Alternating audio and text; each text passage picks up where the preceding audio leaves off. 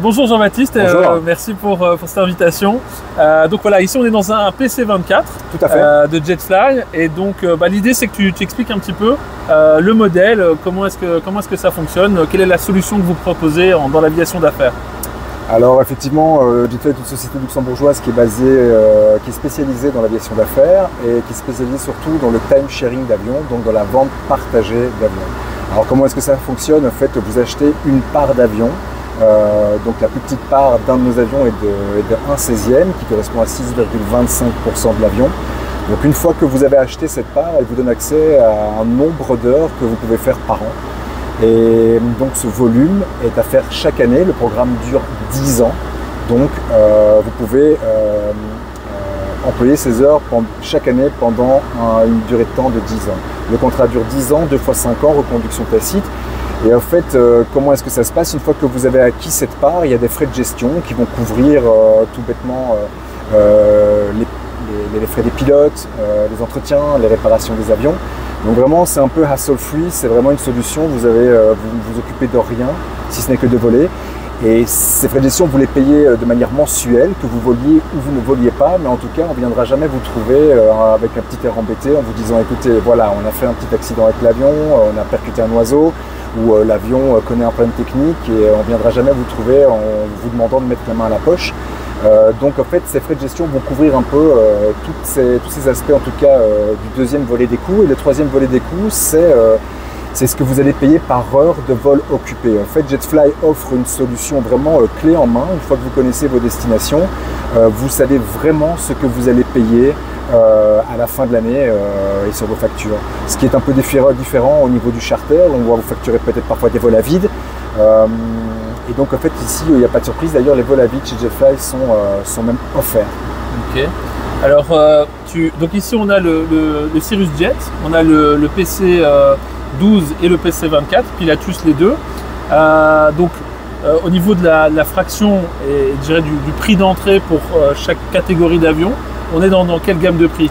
Alors c'est assez simple, en fait on multiplie presque toujours par deux, on commence à 220 000 $ pour 1/16e de Cirrus, on sera sur 510 000 $ pour une part de PC12 et on sera sur 1 125 000 $ pour une part 1/16e sur un PC24. Ok, très bien.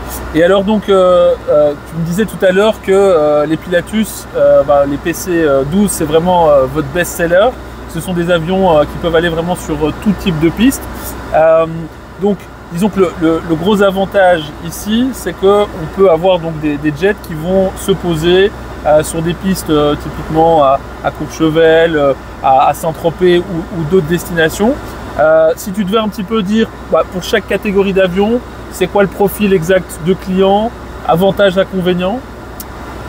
Je dirais qu'il n'y a que des avantages. En fait, ce qu'on vend chez Jetfly, c'est surtout du temps. Maintenant, par contre, on aura un type d'avion par type de besoin. Donc chaque avion va répondre à un besoin différent. Ici, vous êtes dans un avion qui va vous permettre de gagner du temps. Le PC12 va vous permettre de poser sur 3 fois plus de terrain, étant donné ses capacités hors normes. C'est un turbopropulseur qui consomme très peu, qui pollue très peu, mais qui est capable effectivement, comme Abraham le disait, de poser sur des pistes courtes ou carrément des pistes en herbe. On a des personnes qui veulent atterrir sur ce genre de piste pour être au plus près de la raison de leur voyage. Mais je dirais plutôt qu'un avion va plutôt répondre à un besoin. Le Cirrus sera plus sur des personnes qui recherchent un avion entrée de gamme et qui veulent déjà pouvoir un peu goûter à l'aviation privée. Je ne sais pas si j'ai répondu à ta question. Oui, tout à fait. Alors, donc, juste pour revenir un petit peu au niveau des performances de chacun. Donc, si je ne dis pas de bêtises, sur le Cirrus Jet, on est sur 4 personnes, c'est ça? On est sur 4 personnes. Le Pilatus, donc le P12, PC12, oui. C'est PC12, pardon, donc on est sur 6 personnes. Et ici, on peut monter jusqu'à 8, voire 9 personnes, c'est bien ça? Ici, ce sera 6 ou 8 personnes, PC12 et PC24. Ok. Donc en fait le PC12 vous pouvez le configurer en 6 ou 8, il faut faire une demande 48 heures avant parce qu'il faut faire une manipulation qui n'est pas aussi simple au niveau sécurité, mais en tout cas le PC24 on est sur une configuration fixe de 8 personnes, donc ce sont 2 réels clubs de 4. Par contre dans les nouvelles générations du PC24 on a la nouvelle banquette ici qui peut carrément s'étendre pour carrément faire une sieste pour les personnes qui ont besoin de se reposer. Étant donné que l'avion peut aller un peu plus loin, malgré qu'il va un peu plus vite, on est sur sur des distances qui sont peut-être un peu plus, enfin sur un timing qui est un peu plus long, donc on a peut-être besoin de se reposer un tout petit peu plus. Mais en tout cas, voilà, 4, 6 ou 8 pour le PC12, et alors on sera sur 8 sur le PC24. Ok. Alors tu me disais aussi que donc le coût de vol n'est pas le même en fonction de l'avion. Donc tu peux nous redire un petit peu, pour le Cirrus, on tourne autour des... Oh, on va tourner aux alentours des 1800 € à l'heure de vol occupé. Ok, donc ça c'était hors landing, hein, c'est ça? Ça c'est hors landing, oui. Ouais, c'est ça, donc si on prend tout ensemble, c'était 2500, c'est ça? Ou un peu moins. Ok. Pour le Pilatus, donc le PC12 4000, c'est ça, plus ou moins? Tout à fait. Et pour celui-ci, on est à 6000. 6000 €. Ok, d'accord, très bien. Et alors, peut-être aussi une information que tu m'as communiquée tout à l'heure, c'est que vous avez un partenariat avec les États-Unis. PlaneSense. Ouais. Et donc, en fait, nos copropriétaires peuvent échanger leur crédit d'heure avec notre partenaire aux États-Unis, étant donné que nos avions ne sont pas capables de faire des vols transatlantiques. Si vous volez jusqu'aux États-Unis, vous pouvez bénéficier donc de nos services via cette entreprise qui s'appelle PlaneSense, et vous échangez en fait vos nombres d'heures. Ok. Alors aussi une question qui, j'imagine, te revient souvent, c'est la question écologique. Donc si j'ai bien noté, il y a deux solutions assez intéressantes que vous proposez. D'une part, c'est les carburants dits écologiques. Oui. Et d'autre part, c'est la possibilité d'ouvrir des places sur son vol. Est-ce que tu peux un petit peu nous expliquer ça?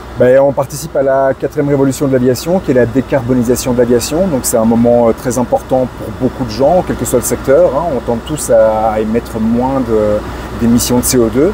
Je ne vais pas rentrer dans les détails, mais l'aviation d'affaires, aujourd'hui, ce sont les chiffres du GIEC, ne représentent que 2% des émissions de CO2 sur les 2% des émissions de CO2 globales de l'aviation globale.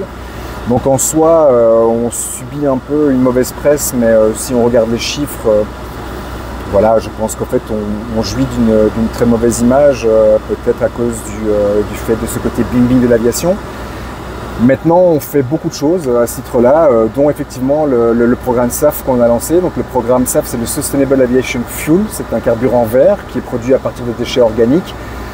Donc en fait, c'est un blend, donc on peut mettre que 40% de SAF dans nos avions, mais ça va réduire les émissions en fait, de CO2 de 40%. Donc ça, c'est la première chose qu'on fait, c'est ce programme de SAF. Et la deuxième chose, c'est qu'on a ce concept de fly sharing qui permet d'ouvrir votre vol. Donc vous pouvez ouvrir votre vol à d'autres copropriétaires, ce qui permettra en fait de diminuer le coût de votre vol, parce que des personnes vont venir se greffer à ce vol et payer leur place. Et pour la personne qui viendra se greffer au vol, lui, il pourra bénéficier d'un vol à moindre coût et pouvoir networker avec des personnes qui font partie de la communauté Jetfly. Ok, super.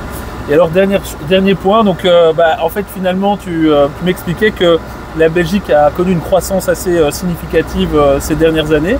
Et tu me corriges si je me trompe, mais j'ai l'impression que la solution que vous proposez, elle permet finalement à toute une série de gens d'accéder à cette solution de l'aviation d'affaires à un prix bien plus raisonnable, entre guillemets, pour un coût, comparé à l'aviation, on va dire, classique.